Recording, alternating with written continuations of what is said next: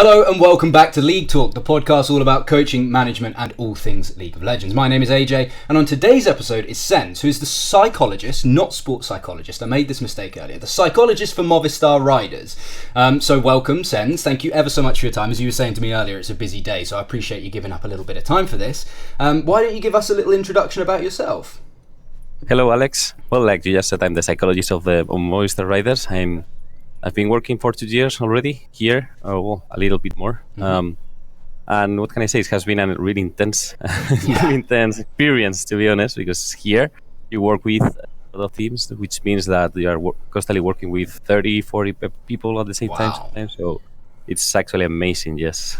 Yeah, because of course you guys are a Spanish team, if people couldn't recognise with your accent. But this is the thing that I found super interesting. So for me, I've had sports psychologists on the show, but I've never actually had a psychologist. So you've told me that you have like sort of a mentor for sports psychology, but you are a psychologist with a background in neuroscience, which I thought was incredibly interesting. So that was the mistake I made. But why don't we have a little chat about how psychology and the neuroscience and all of your background sort of applies to esports? Because I think that's something that people can miss sometimes. So what do you think are the main applications for yourself and your studies and everything that you do to esports? Okay, so first thing is, yes, to my point, from my point of view, then the psychologist is not being like an expert in only one thing. It makes you not that competent at all, in my opinion, in this area. You know, maybe in others not, but not in this one. What I apply to from neuroscience is basically neuroscience applied to behavior. You know, and here in esports, you know, when you are competing, not only in esports, traditional sports and everything, in my opinion, you really need to understand why you behave the way you behave, how to influence that, how to influence others, you know. And I truly believe the best way to do so is having knowledge about neuroscience. At this, it's working for me. Fantastic. Not only that, you know, because there's a lot of things that we all know, everyone's knows about life and so on. But at the end of the day, if you don't understand why it is that way, it's quite hard to stick to that habits. Yeah, for sure. And for people who don't understand what neuroscience actually is, because I'm one of them, I couldn't tell you the absolute definition for neuroscience. Understand what psychology is and being a psychologist, but neuroscience is something that it's jargon, if you know what I mean. It's quite a word that isn't very easy to understand. So would you mind just explaining what neuroscience is in quite a basic layman's terms? Yeah, the basic thing is understanding how your brain works, the way it works, and how to influence that. It's basically that. Is why it's not only the brain, it's the nervous system and so on. You know, it's if you study neuroscience like a deeper way, you will learn about cells. You will learn about about nerve. Oh my God! That's right. Don't worry. You will learn a lot about the structures of the brain. You will learn about chemicals, that kind of stuff, you know, a little bit of physics in the brain, statistics, a lot of things, and how hormones, that kind of things. But at the end of the day, how I like to refer to that is understanding why we behave the way we behave. That's all. Sure, super interesting. And for yourself, your sort of background, I presume there was some study in there. Is it university and past experience? Would you mind sort of breaking all of that down? Because when it comes to coaching, you know, for example, myself being a traditional sports coach, you can go down the general routes, which is like, for example, if you're a tennis coach, you go through LTA in England, which are the governing body to help you with understanding coaching. There's football with the FA, things like that. How do you become a neuroscientist and a psychologist? Well, I don't. To be honest, I don't consider myself a neuroscientist. Okay. I study psychology. I was not sure at all what to do after that. But then on the last year, I get in touch with neuroscience in a better way than before during the career, you know. And then I started to study a postgrad, you know, a master degree on neuroscience. Actually, I was on a really good lab. Yeah, I was studying a lot of things, and it was actually amazing. To be honest, it was. I can't describe at all, but I was in a really good lab in terms of neuroimaging. You know, we were like with the scanners in your brain, putting things and seeing how your neurons communicate with each other, that kind of stuff. You know, but you know, I wasn't. It was really hard because it demands you to like it demands you to try hard a lot. It's like if you want to be a scientific, because that was to be a researcher after all. And to be a researcher, you need to spend all your life doing so, which is awesome if it's your drive. Yeah, it's to be honest. But it wasn't at all my passion. I truly love neuroscience, but I didn't like at all to be a researcher. So after that, I just dropped my career there. So I don't consider myself a neuroscientific. Okay. Anyway, I'm still always reading about neuroscience because to me it's the key to understand more things. Or the things better, a better way. Interesting. And obviously, for people who are European listeners, traditional sports has always been the thing. And I'm sure it is across everywhere, but I'm sure a lot of people understand that things like football, so soccer for American listeners, is huge across Europe. Probably the biggest sport, if not the biggest sport for sure. Are you an esports man through and through? Are you a sportsman? What came first, the esports or sports? Oh, wow, that's really hard question because to me it was at the same. Oh, really? At the same level. Yeah, I mean, okay. I've been since I was born, almost. I've been playing video games, but I also have been competing in sports. So, wow, I don't know. What sports were you playing? I played football and swimming. You know, I really. Well, also I played tennis, but I wasn't good. To be honest, it's not my best thing. You know? Well, tennis is an interesting one, isn't it? Because it's so different. It's like any racket sport is having an extension of the arm is such an interesting one that doesn't make a lot of sense for a lot of people. But anyway, sorry, carry on. Yes. So what I can say, my whole life has been linked to sports. Well, to competition. Sometimes in sports, sometimes in esports. No, and. I don't know. I really love video games also. So that's my whole life. Yes. Super interesting. What was the first video? Do you have like a memory of your first video game? Yeah, the first video game I played, I think it was Street Fighter, probably. Oh, on nice. Yeah. What console would have that been on? Wow, I don't know. I'm 29 years old. I guess I was 7 or something like that. Oh, wow. I don't remember. Maybe I played something else, but I don't remember. Yeah, that was the first memory. Interesting. So why don't we talk a little bit about Movistar? And I hope I'm pronouncing that right. Movistar. Movistar Riders. Perfect. Yes. So obviously this podcast is mainly to do with League Legends, and as I'm sure you know, unfortunately the split didn't go as well as you guys hoped, I'm sure. I would imagine you guys were hoping to do a little bit better. But we've seen a lot of big names come into the sort of Spanish league. We've seen Splice, we've seen G2, we've seen Origin, we've seen Giants. There's obviously Mad Lions as well, and yourselves, who are all like really big names in League of Legends and all really big names now in the Spanish league. So with these considerations taken into mind, with the big name teams coming in, with an awful lot of funding for the likes of G2, the likes of Origin, the likes of Splice, how did you feel that this split went? Obviously, it didn't went well. That's for sure. We had a different perspective. We truly thought that it was, our expectations were completely different. That's for sure. Anyway, at the beginning of the split, before starting, we to change the head coach, you know, because his philosophy didn't feel well with us, no, at all. So the team was not prepared from our perspective, you know, and as you know, we had to improvise a little bit. So the guy who was supposed to be like the assistant coach step up and start working as the head coach, and also the analyst, you know, start acting as assistant coach or head coach. I don't know exactly. You know, they were doing the same job more or less. Okay.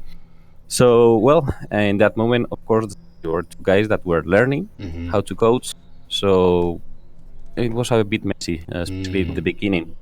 Then we finally we were able to assign a really good coach. To be honest, he did a good job. But I guess that as soon as we start winning, since we are here in Riders, there's a lot of teams, and we thought things were going well, we changed our focus to other teams, and in only 1 week and a half, something like that, we managed we were from first spot on the league to not reaching playoffs. So it was only 2 weeks or something like that in 2 weeks, because it was 5 games in 2 weeks, and that's for sure.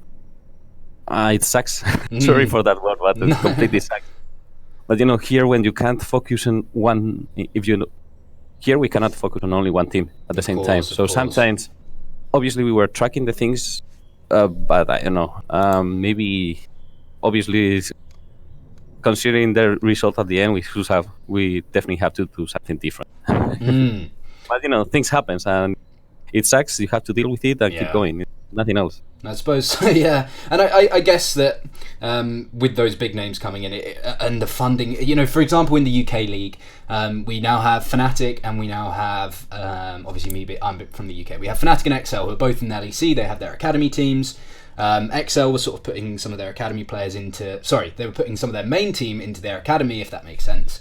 But they also just came with a boatload of money. Like, they came with big sponsorships, a lot of funding, those sort of things, and that essentially blew a lot of the teams out the water, because when you take the majority, I'm sure it's the same in Spain, when you take the higher talents from the talent pool, if that makes sense, of pro players, then that funding is obviously going to draw those players, and it's big name teams, it's big funding, it's that sort of stuff. Obviously Movistar are a huge team in Spain. The name really does.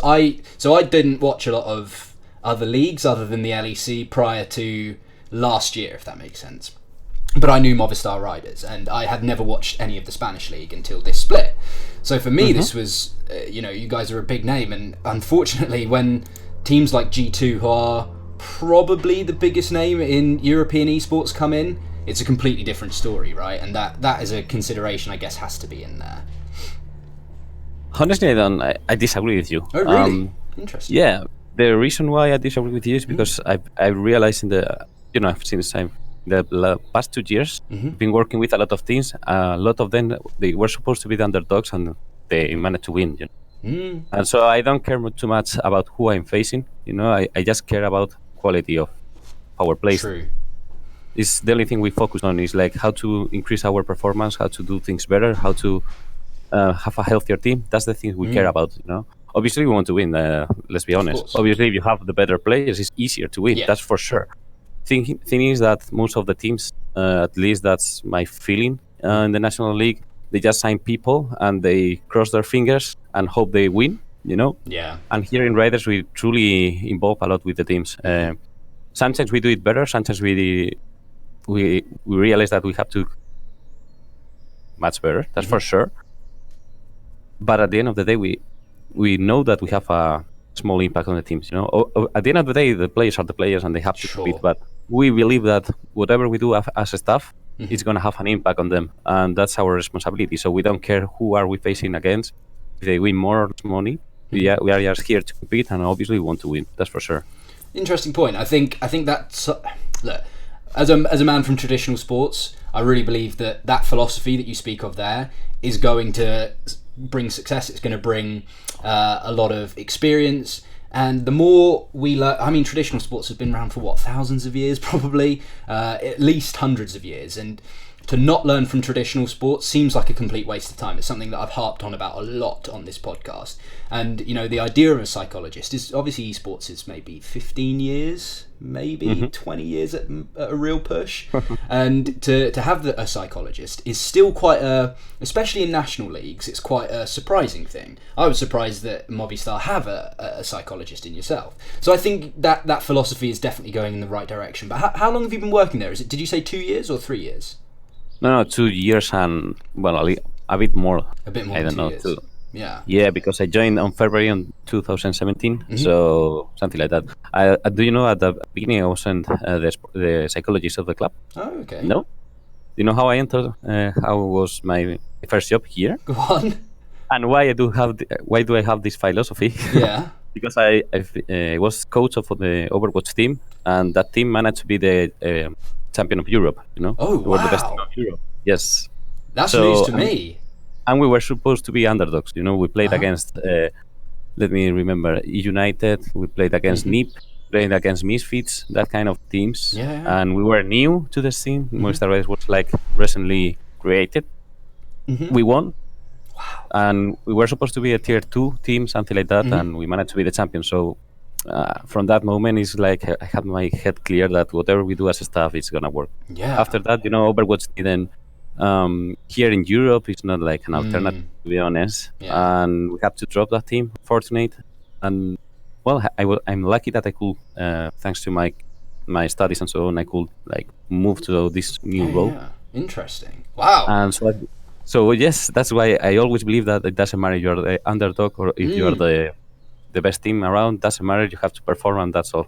That's what I believe. I like that. That's super interesting. Because I'm super interested in your focus. Obviously, when you were the coach of the Overwatch team, then your focus would have been in one position. When you moved into the psychologist role, potentially your focus is in a completely different position that it is now. So, what was your focus when you joined? Was there a specific thing you wanted to sort out? For example, if you're looking from a performance coaching standpoint, maybe you wanted to sort out exercise and you wanted to make sure everyone who was playing and was a part of the organisation was exercising properly. Maybe now that's not your focus because you've got them all on the straight and narrow and they're all exercising perfectly. Just an example. But where was your focus when it started comparative to now? Well, at the beginning, I was a bit scared. I was, yes, I do have knowledge on how to do things, but I don't consider myself an expert yet. So I was like, oh my God, what can I do? So, well, the first thing I did is just ask a lot of people, read a lot, and, try once and another. At the beginning, I was more acting like I was helping more coaches because, well, I'm lucky on this, but I've always been a good coach. Yeah. So I consider myself, I know how to coach, basically. More like I know how to coach, methods, structure, how to schedule things, how to, how to give feedback, that kind of basic stuff. So at the beginning, it was really easy to just focus on the coaches, but I was not focusing too much on players. Okay. And not on the way I would like to. I mean, obviously, and I knew that I need to learn a lot, so that's what I did. I studied a lot. I signed a mentor, an expert on, obviously, even if I like neuroscience a lot, and there's a lot of things that I'm applying from neuroscience, I also understand that this is like an sport, okay? To me, it's an sport.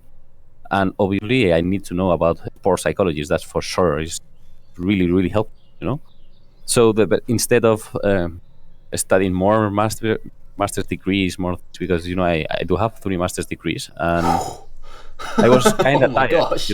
I do have also a lot of courses and so on, but I was kind of tired of just studying because of time. So I wanted, exactly. I needed like someone who had a lot of experience, and it was, this is what the book says, but trust me, do this. Sure. So yes, well, actually, he's still helping me a lot, mentor. And I learned a lot about the sports psychologist, and also he's helping me on my daily basis. So what can I say? I just changed a lot. I always study new things. I also combine all the knowledge I have. It's not the same work that sports psychologists do. Of course, I copy a lot of things they do, and there's a lot of things I need to understand better, and I need to, to learn. But the good point is that I combine that with neuroscience, and no one has neuroscience. No, that's not true. No, that's not true at all. But it's not that common. Of course. Okay. So I don't know. It's working for me. What can I say? Absolutely. So if you think, here's the difficult thing, because obviously I'm currently in my 3rd year of my 4-year course. So I'm on what's called a placement. So basically, in your university, you go and work for a year for an organisation. So I'm working for a coaching company as a business developer, right? I've learnt more in the 4, 5 months, 6 months of working full-time as a business developer in a coaching company than I have in 2.5 years at university and 15 years in the school system. So obviously the more you spend time, I believe the more you spend outside learning, physically doing, I think it's more applicable, right? Is that something that you would agree with? Obviously, in 90% of the circumstances nowadays, you need that bit of paper to say, look, I've got my university course, look, I've got my PhD, my master's, whatever that may be. But is that something you agree with? You think you have to be out in the field to truly understand how things are going? I kind of agree with you, not at all. I will. Yes, but yeah, I mean, I had the same feeling, but then I realized that as soon as I started working, that there were a lot of knowledge from psychology that it was like flowing in my brain, and I was like, okay, it wasn't that useless, like I thought. Then once you start like working, then is when you start the things you study, you apply it more. You focus more. You take more care about the things you are studying because you have the focus to, okay, I do have these kind of problems. I need to. I don't know how how to fix that, you know. So I need to learn how to fix that, Sure. basically. Sure. So, you know, then your perspective, at least my perspective, changed. But if I'm honest with you, I had the same feeling. You know, at the beginning, I was like, I don't know why I studied this. Why I spent my 5 years of my life studying this. But now I realize that it helped me a lot, especially on my first experience coaching. You know, my first experience coaching was the Overwatch team, and it was like I didn't know how to coach, but in the end, I did knew how to do it. Yeah, I know what you mean, because you learn a lot of things. Like my course itself is sports management, and I'm specialising in performance coaching, right? But moving into the esports world, I'm realising more and more that people, and it's no disrespect to anyone, because it's just they haven't done that. Maybe their speciality is elsewhere, and little things that you think is sort of common knowledge might not be the case. Like, for example, I know nothing about neuroscience, but you might say, for example, oh, you didn't know that? Like, that might be the conversation you have, if that makes sense. So it's the little things that you pick up, then apply, and then it all comes sort of full circle, if that makes any sense at all.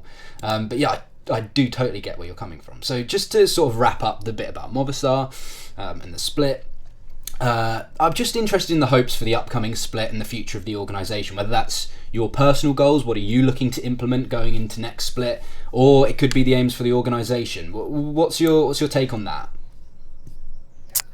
Well, my personal goals are like to be the best worker I can ever be. That's for sure. I mean, I know it's like a typical thing to say, but to me, it's the way I behave. You know, that's the reason why I always try to learn new things, and that's the reason why I always try to speak with a lot of professionals and whatever I can do to learn.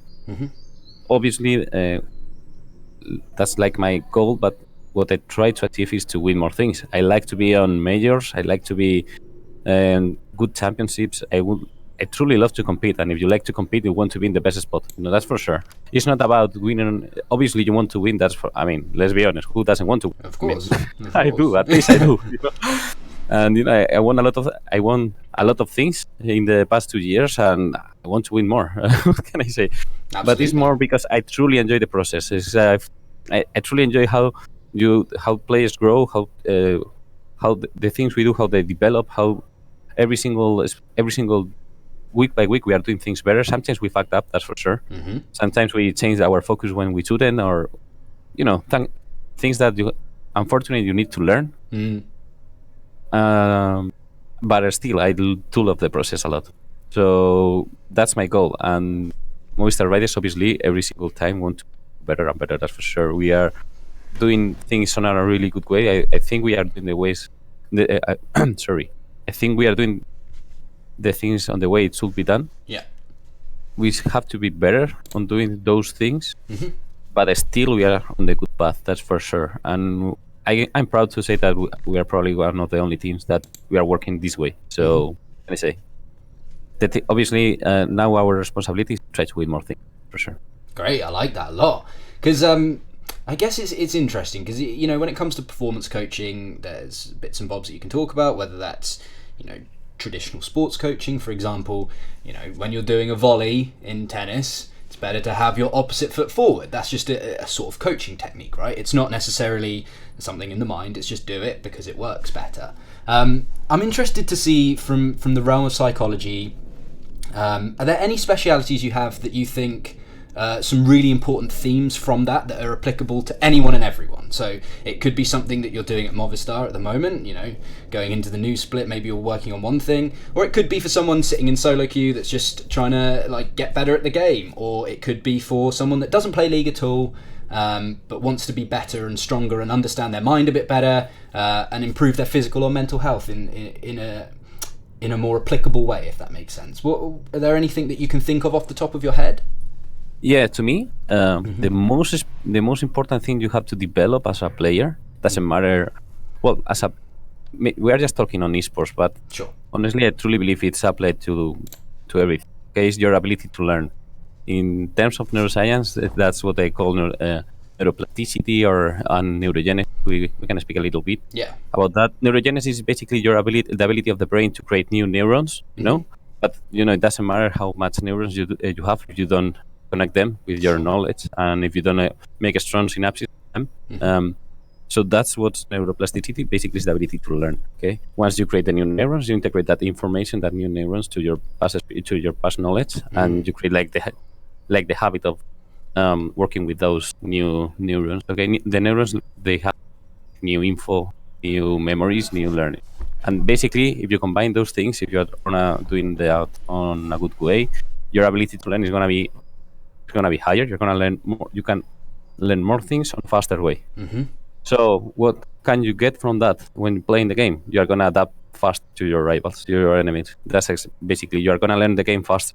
Because after all, if you think if you think a little bit deeper on this, doesn't matter the sport you are competing on, you truly need to learn every single month or 2 weeks. The meta change because of whatever. In every single game, there's a new champion, there's a new rune. I don't care.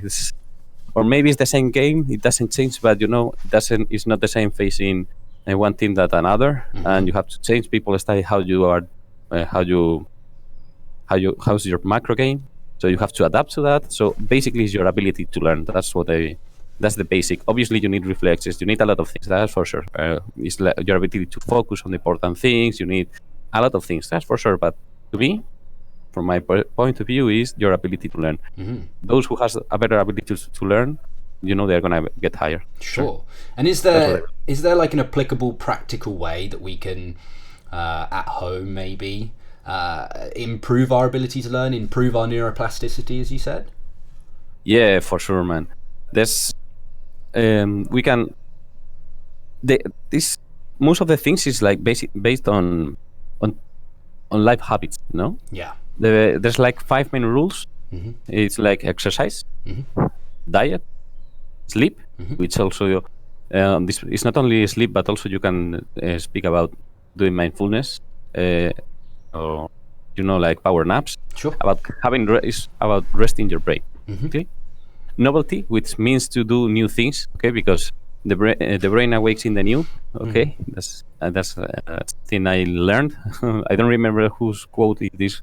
From this quote, but basically, whenever you are doing something new, imagine that first time you travel, for example, and you are in a new country or something like that. It's like how you had that feeling of, wow, my brain is like, there's a lot of things going on that it's all new. Yeah. Right?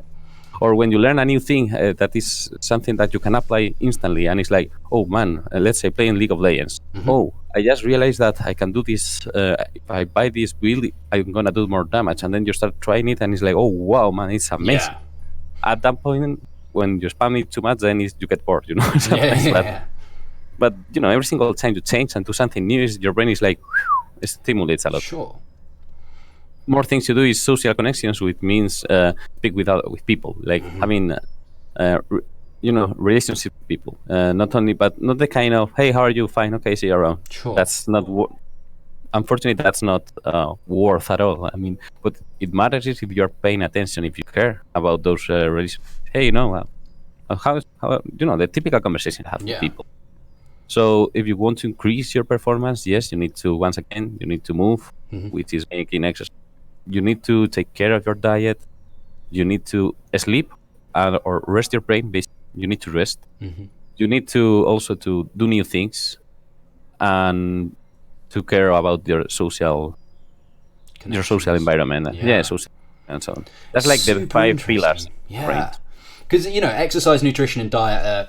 Exercise, nutrition, and sleep were the 3 huge things that they sort of transcend everything, right? They go from psychology to performance. They go to like just normal coaching, absolutely anything. It seems like the more you learn about different topics to improve you, the more exercise, sleep, like all these things keep popping up. It seems so bizarre and so out there that this isn't just everyone does it and it's just fact, like it has to happen, because it does so much for you. Do you know what I mean?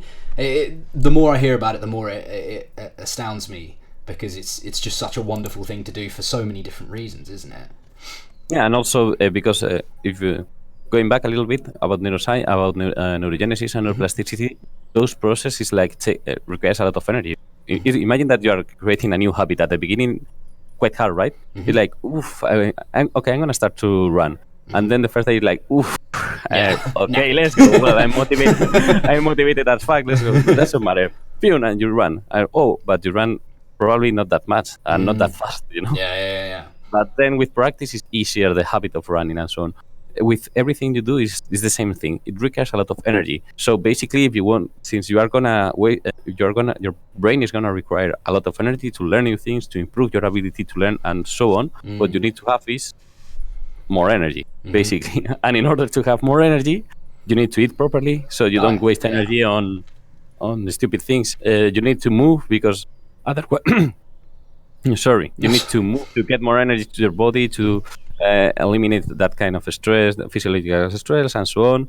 You need to sleep because otherwise, it's the same thing. You are not gonna clean your body, let's say that way. You are not gonna clean your mind, and blah blah blah. It's all the same. You need to stimulate your brain, and obviously, you cannot be constantly like growing new cells and improving your neuroplasticity. At some point, you have to focus on just performance, which means that with the knowledge you have, you're gonna spam that to be in order to perform on an event, to play better on the event. But you need to spend a lot of time in the learning zone, and the learning zone means this thing, basically. Yeah.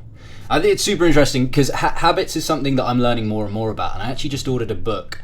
One of the top players in the UK actually recommended it. It's called The Power of Habit by Charles Duhigg. I don't know if you've heard of it. Yeah, I know it. I've just ordered it. Or is James Clear, or is... I can't remember the author, but I know, I'm pretty sure it's called The Power of Habit, I think. Anyway, I've ordered this new book, and basically one of the things that I've been learning about recently is the idea of one way to create a habit is to make things that you do so easy that you feel stupid and it's so ridiculous that you haven't done it. For example, if you want to floss your teeth more, if every day you floss one tooth, right? And then once it's so easy, how do I not floss one tooth? Then you add another tooth, and you go like slowly into it and things like that. Because what I'm doing is I don't read. I've been awful all my life. Never. I think I've read about. I can count the amount of books that I've read on one hand, sort of thing. Like I don't read at all. The only things I do read is things like journal articles, things peer reviewed, all that sort of stuff. Research articles, for example, but I don't read books. However many books you can see here, and like none of them have been read. Most of them are university folders, so none of them have been read. So what I'm trying to do now is, as of yesterday, I've started reading for 10 minutes. That's all. I was going to do half an hour, and I thought maybe that's a bit much. 10 minutes every day, see if I can do it. I did it for one day. I'm going to do it today. It seems like a good way to start habits. I don't know if you have any takes on that, or any ideas on habits. Yeah, for sure. And also, as you already know, just manipulate your environment.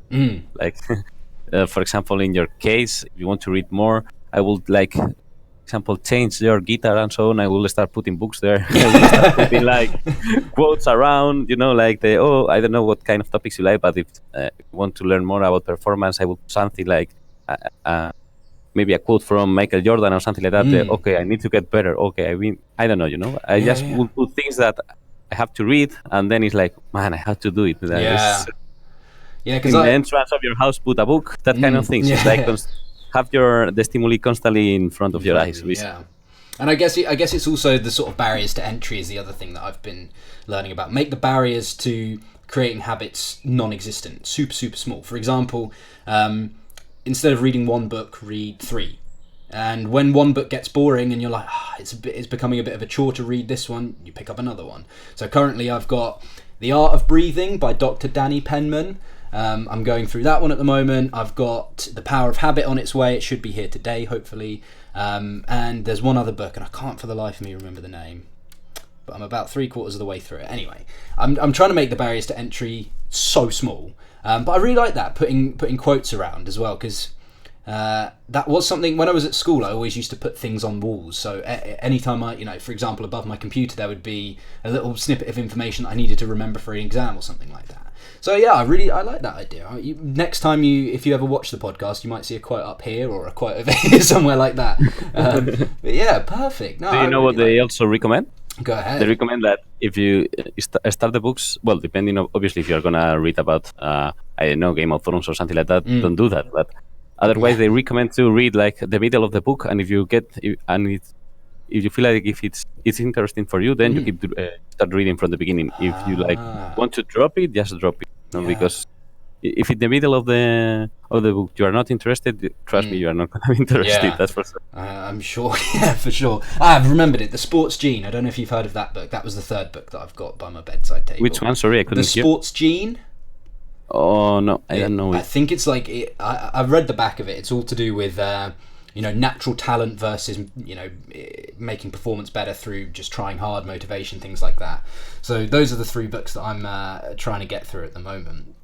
But I really like that. No, thank you for giving that sort of information. I think those are great ideas. And it sort of links quite nicely because we were talking about neurogenesis, neuroplasticity. You've been writing some articles for TMC, which is The Mental Craft. And that was something that I've spoken to Ismail Pedraza about. Because I can't remember if it's his or he writes on it. I can't remember off the top of my head. But I know you've written a few articles. You did one on meditation. And then you did one on boost your game by boosting your brain. I don't know. I think it was quite a while ago, maybe a month or so ago. Yeah, So I don't know if you remember it. But super, super interesting. When I was reading through it, it mirrored a bunch of things that we've touched on the podcast before. And I loved some of the questions. You had a bunch of questions at the end that you should ask yourself, basically. And I really, really, really liked some of those questions. So before we chat about those questions, could you sort of summarize this article maybe in like a sentence or two? So for those who haven't read it, those who don't know it, it sort of makes a bit more sense. Yeah. Basically, when you are working as a player or as a coach, most of the teams they have planning, they are working and so on, but they spend more time on performance based on we are winning or if we are losing or blah blah blah blah blah.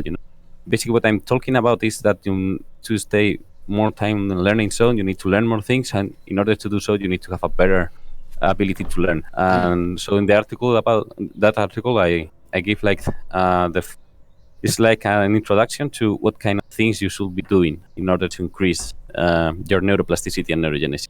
Mm-hmm. Really interesting, because I loved it. And the question that really stood out to me was, does your training method stimulate your neurogenesis and neuroplasticity? I was going to ask you to explain, but you've pretty much done that. But I thought that question was really, really interesting because, a lot of people practice, and this is something that I've been touching on a little bit recently, is the idea of autopilot. You notice, I don't know if you still play video games or you don't really have the chance, but when I play, my goal is more not necessarily to do with getting better and better and better. It's to improve, of course, but more as a sort of fun thing, if that makes sense. Probably also because I'm a little bit addicted, but that doesn't matter. And I like the idea of, does your training method stimulate neurogenesis and neuroplasticity? But in essence, could you sort of give us an example of that? How does our training method change to stimulate these things? So questions I could do is, for example, in your training method, do you care about the social connections? Do you do something different by playing the game? Are you always playing solo queue, then scrims, then review and go to home? Or are you doing something different? Are you learning new things that some of them are related to games and others are not related to game? Does your training method include going to the gym or doing exercise? Does your training method include taking care of your nutrition? Do you have breaks? Are you doing mindfulness? Do you have a technique to get more rest to the brain? Obviously, the basic question is always the same training method.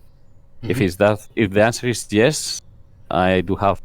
Well, if you are the best team in the world, what can I say? It's working for you. But otherwise, I will take care of the things you are trying to implement, because maybe it worked for you at the beginning because it's something new, it's novelty. Okay, but as soon as you get used to that, as soon as it's not novelty anymore, your brain is not gonna be stimulated at all. So do new things, easy. I like that because it also sort of relates to, I don't know how much you know to do with sort of physical exercise and the gym and stuff like that, but often people say that, when you start lifting weight, for example, you do one regime and maybe it's a push-pull leg, or maybe it's you're doing like just chest or just arms, whatever your regime may be. There will be a point where your sort of gains in terms of muscle mass, in terms of cardiovascular strength, will plateau, and that's the bit where you need to do something new to re-stimulate your muscles, give them a different stimuli that's not 3 sets of 8, for example. Maybe you go into a 5 sets of 5 reps, stuff like that. I really like the idea of changing things up, making things new, and if you're plateauing, then maybe having a different think about how your regime looks, how everything's going. I think I think that idea surely, right, helps with neurogenesis, neuroplasticity. Keep stimulating, keep doing something new, even if you are the best team, right? Even SKT in, when they won 2 worlds in a row, I'm sure they weren't just sitting there like, we've won, so whatever. Like, I'm sure there was more neuroplasticity, more neurogenesis, maybe with. And not only that, man, is for example, are you imagine that this is pretty common in a lot of people suffer this. Imagine that you are having a low confidence moment, or whatever, or you want to increase, or basically you want to increase your confidence. Obviously, there's things to do, but one of the easiest things you can do is like do 2 or 3 times per week, like lift weight. Weight. Sorry, how is it in English? Is weightlifting, lift weight. Yeah, weightlifting. Yeah, okay. Do 3 times. I think it was 3 times. I'm not sure. At least per week. Yeah. Not needed anymore. Are you feeling like you want to increase your ability to learn? You want to increase, or you want to decrease your stress levels? Just go around, run, or do cardiovascular things. Doesn't matter. With exercise, you can. I'm not an expert on exercise. It's not my main topic. Obviously, I know a few things, but not too many. But it's like you can manipulate not manipulate. You can influence your brain through exercise. So it's really, and sometimes you don't need more than walking around. And especially if there's sun, Yeah, exactly. Well, there's not much of that. It's quite bright at the moment in the UK, but there's not much sun. I live in Spain. Yeah, what can lucky I say? for some. No, really interesting, because I don't know, you've spoken about those 5 things, and for me personally, the catalyst for everything good in terms of routine, schedule, how I feel mentally, physically, has always been exercise. The moment I start exercising, more importantly, the moment I stop exercising, at least regularly, I notice other things drop. My mood goes down, my productivity goes down, my efficiency goes down. And for me, I can keep my diet and my nutrition well, I can be sleeping good, but if I'm not exercising, I personally have noticed that all of these things start to drop. Do you think, is that a personal thing, just out of your point of view? Is it different for everyone? Maybe exercise isn't needed for some people and sleep is the most important. What do you think is there one that sort of ranks above the others? Everything matters, man. Yeah. Everything. There's, I can't speak, obviously maybe someone in the world is different, okay, but like a general idea, everything matters. Maybe you don't feel prepared to run or to go to the gym is reasonable, okay, but there's a few you can do. The first, for example, you can walk 30 minutes per day. You can go walk into the office, or if you live close to the office, you can, I don't know, instead of taking the bus, walk a little bit. You can, every hour or every single time you finish a solo queue, you can stand up, go outside and come back again, or just move around the building. There's a lot of things you can do, and you don't really need to go to the gym. But because there's something that also people make, there's a lot of people think that just by going to the gym at the morning, you go 1 hour or whatever, and then you spend the rest of the day sitting down, and it's like, okay, but I'm going to the gym. That's not being active. There's a lot of professional athletes. Some of professional players, I read that yes, they do the stuff they have to do, and then they spend the rest of the day sitting down, and that's not being active at all. Obviously they are active. Obviously they are working, and obviously they are doing things. But if most of the time you're sitting down, you're not active at all. Obviously we are here in esports. Yeah. But there's things you can do, man. It's not too hard to. For example, there's little tips that you could include in your method training. For example, if someone fucked up or something like that, at the end of the screen, everyone like do 10 push-ups or Yeah. It's like little things that matters after all. If you do it one day, well, you won't feel the difference. But if you do it constantly, if you do it every day, you will feel the difference after all. It's kind of like a building blocks, isn't it? You build on top of it rather than just... It's exactly what you just said about reading. You don't need to read 1 hour and a half the first time you do it, But maybe you can start reading 10 minutes, then, I don't know, 1 hour later you read 3 minutes, an article on the internet, then 2 hours later you read something, whatever, It's the same. And at the end of the day, maybe you're reading 1 hour and a half or even more. That's the point. Yeah, I like that a lot, man. Look, that pretty much summed up the majority of the questions, and I think it's been a brilliant podcast. Loads and loads of value to be had for anyone that listens. So I really do appreciate you giving your time over and giving the advice that you have, because it has been amazing. But at the end of every podcast, I always ask people the same question. Now, It's a super broad one, and the question goes, what can you teach me or the viewers, the listeners, from your world? And it could be absolutely anything. We've had Polish, we've had a couple of quotes that people really, really like. Is there anything maybe at the moment that you're thinking about that's been occupying brain space, or just anything generally that you can teach us, if that makes sense? Okay. Well, I'm going to teach you a little brain hack. Okay, next time, if you are playing a game, before deciding, imagine that you have to do like a fast decision. Okay, before deciding to go in right, left, or whatever is the decision, breathe, inhale air, because whenever there's an study that says that first, and also if you want to memorize something, but it says that whenever you are taking a deep breath, whenever you are, you are breathing, basically, you are inhaling air. Sorry, my English. That's all right, don't worry. No, it's perfect. Okay. Makes sense. Yeah. Okay. Basically, you learn faster. It's like you retain the info like a 70%, something like that faster than if you compare to when you are exhaling there. It's amazing. Really? It's so stupid. Yeah, it's something like that. It's so stupid, but it's working. That's incredible. There's something that you can put on your teams that, for example, if you have like 3-5 seconds to decide if we're going left, right, or we do whatever, just breathe and then decide.